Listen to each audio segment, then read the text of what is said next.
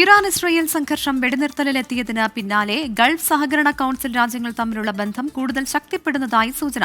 ഖത്തറിലെ അമേരിക്കൻ സൈനിക താവളത്തിന് നേരെയുണ്ടായ ഇറാൻ ആക്രമണത്തിന് പിന്നാലെ GCC രാജ്യങ്ങളിലെ വിദേശകാര്യമന്ത്രിമാർ ദോഹയിൽ അടിയന്തര യോഗം ചേർന്നിരുന്നു. 2017 ഗൾഫ് ഉപരോധത്തിൽ കലാശിച്ച വർഷങ്ങൾ നീണ്ട GCC രാജ്യങ്ങൾക്കിടയിലെ അഭിപ്രായ ഭിന്നതകൾ അവസാനിപ്പിച്ച് ഗൾഫ് രാജ്യങ്ങൾ തമ്മിലുള്ള ഐക്യം കൂടുതൽ ശക്തിപ്പെടുന്നതിന്റെ സൂചനകളാണ് ഇപ്പോൾ പുറത്തുവരുന്നത്. ഖത്തറിന് നേരെയുണ്ടായ ഇറാന്റെ ആക്രമണത്തിന് പിന്നാലെ മുഴുവൻ ഗൾഫ് രാജ്യങ്ങളിലെയും ഭരണാധികാരികൾ ഖത്തർ അമീറിനെ ഫോണിൽ ബന്ധപ്പെട്ട് ഐക്യദാർഢ്യം അറിയിച്ചത് നയതന്ത്ര തലത്തിലെ പതിവ് കീഴ്വഴക്കത്തിനുപരിയായ ഐക്യപ്പെടലിന്റെ മറ്റൊരു രാഷ്ട്രീയ മാറ്റമായി വിലയിരുത്തുന്നവരുണ്ട്.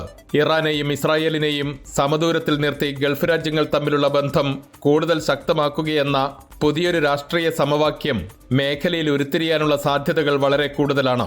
ട്രംപിന്റെ അമേരിക്കൻ ഭരണകൂടവും ഖത്തറും തമ്മിലുള്ള നയതന്ത്ര ഇടപെടലുകൾ ഈ ദിശയിലേക്കുള്ള സൂചനകളാണെന്ന് ചില അന്താരാഷ്ട്ര രാഷ്ട്രീയ നിരീക്ഷകർ ചൂണ്ടിക്കാട്ടുന്നു. ഇറാനും ഇസ്രായേലിനുമിടയിൽ ഒരാഴ്ചയിലേറെ നീണ്ടുനിന്ന ആക്രമണ പ്രത്യാക്രമണങ്ങൾ ഇരു രാജ്യങ്ങളുടെയും രാഷ്ട്രീയ സൈനിക ശേഷിയുടെ ശക്തി ദൗർബല്യങ്ങൾ ലോകത്തിന് മനസ്സിലാക്കിക്കൊടുത്ത അപൂർവ സന്ദർഭം കൂടിയായിരുന്നു. ഇതിന്റെ കൂടി പശ്ചാത്തലത്തിലാണ് പരസ്പര ഐക്യം ശക്തിപ്പെടുത്തി ഗൾഫ് രാജ്യങ്ങൾ പുതിയൊരു രാഷ്ട്രീയ സമവാക്യത്തിന് ശ്രമിക്കുന്നതെന്നാണ് പുറത്തുവരുന്ന സൂചനകൾ.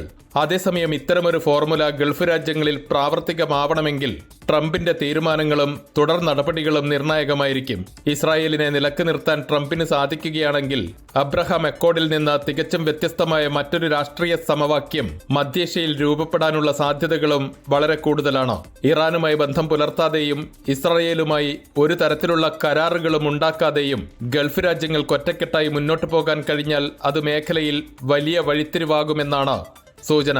GCC രാജ്യങ്ങൾ തമ്മിലുള്ള ഐക്യം കൂടുതൽ ശക്തമാകുന്നത് മേഖലയിലെ സാമ്പത്തിക വളർച്ചയ്ക്കും കാരണമാകും.